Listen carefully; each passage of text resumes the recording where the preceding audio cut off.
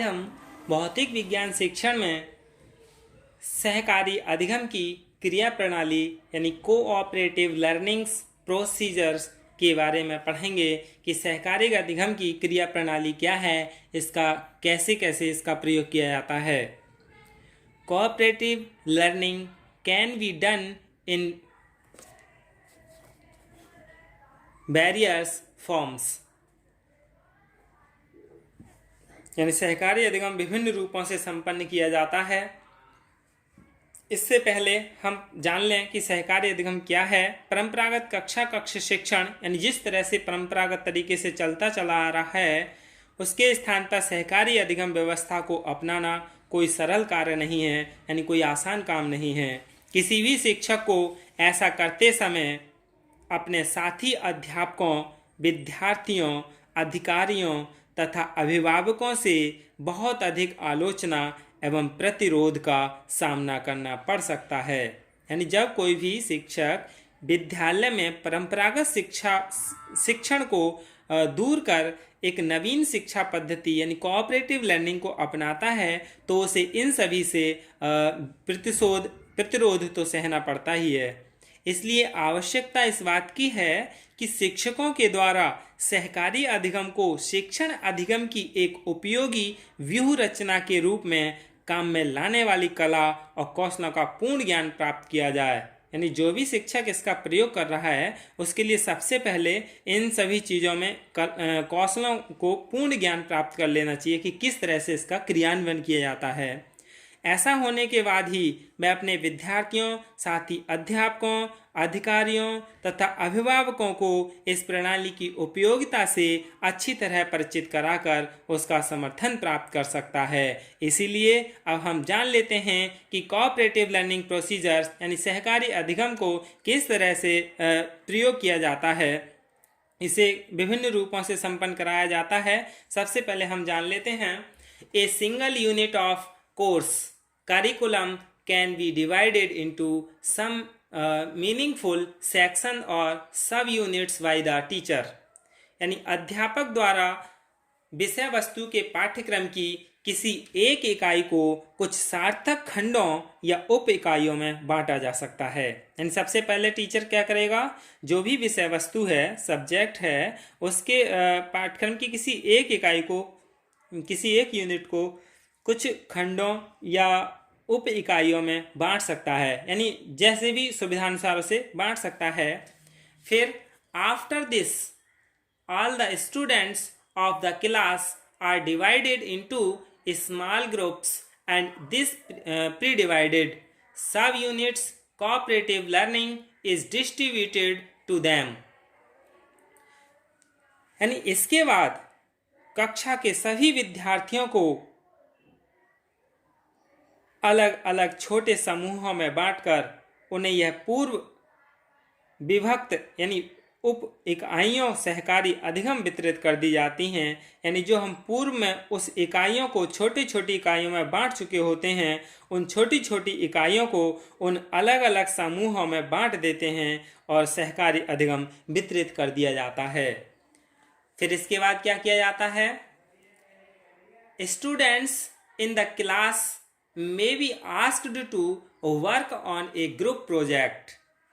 कक्षा के विद्यार्थियों से एक समूह प्रोजेक्ट पर कार्य करने के लिए कहा जा सकता है। यानी जो समूह है उससे प्रोजेक्ट पर कार्य करने के लिए कहा जा सकता है किसी एक समूह से। फिर after studying reobservation learning is said to be the contemplation and contemplation. The aim is that by working collaboratively all the students of the class can again ownership in the learning of that particular lesson or unit। यानी कक्षा के जो students हैं उनको छोटे छोटे यानी small groups में बांटकर प्रत्येक जो समूह को जो पाठ या इकाई है वो अध्यापक द्वारा पढ़ा दी जाती है। पहले अध्यापक क्या करता है, इन्हें पढ़ा देता है।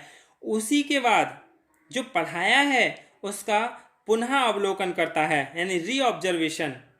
अधिगम बोध, चिंतन या मनन करने के लिए कहा जा सकता है। जैसे हमने किसी भी पाठ के लिए या इकाई के लिए पढ़ा दिया, उसके बाद में बच्चों से कहा जाता है कि आप इसे पढ़ें, अधिगम करें, चिंतन मनन करें कि क्या था, कैसे था, इसमें क्या दिया है।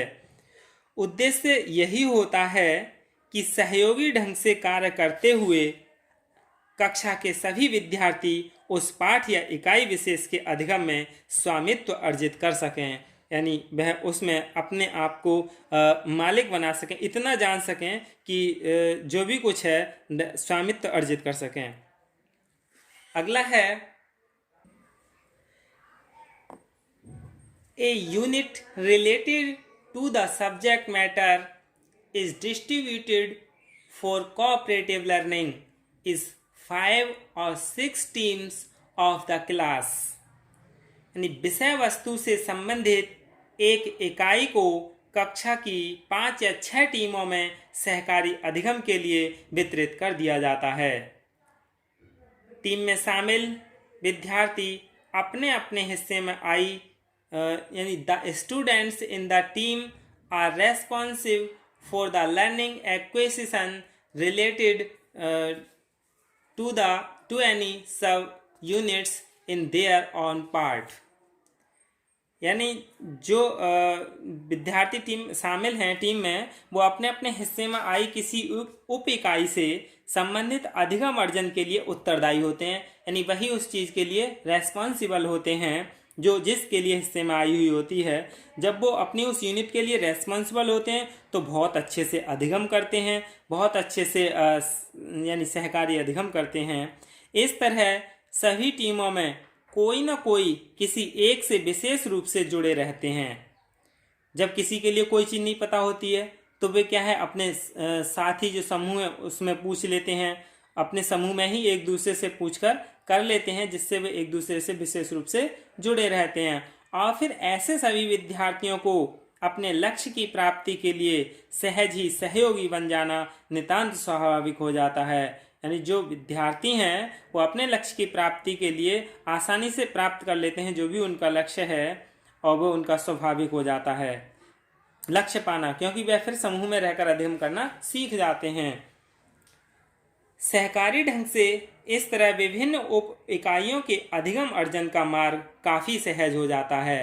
यानी जो सहकारी अधिगम यानी हम कर रहे हैं सहकारी ढंग से अधिगम, इसमें क्या है, जो भी सब यूनिट्स हैं, उप इकाइयाँ हैं, उनके अधिगम अर्जन का जो रास्ता है वो काफ़ी आसान हो जाता है, सहज हो जाता है, सरल हो जाता है, जिसका लाभ आगे चलकर सभी विद्यार्थियों को पूरी इकाई के अधिगम के लिए मिल सकता है। फिर उसके बाद जब बच्चे पूरी इकाई का अधिगम करते हैं तब उनके लिए उस पूरी छोटी छोटी यूनिट्स हैं उनका लाभ मिल जाता है। यही क्या है, सहकारी अधिगम की क्रिया प्रणाली है, यानी कोऑपरेटिव लर्निंग प्रोसीजर्स।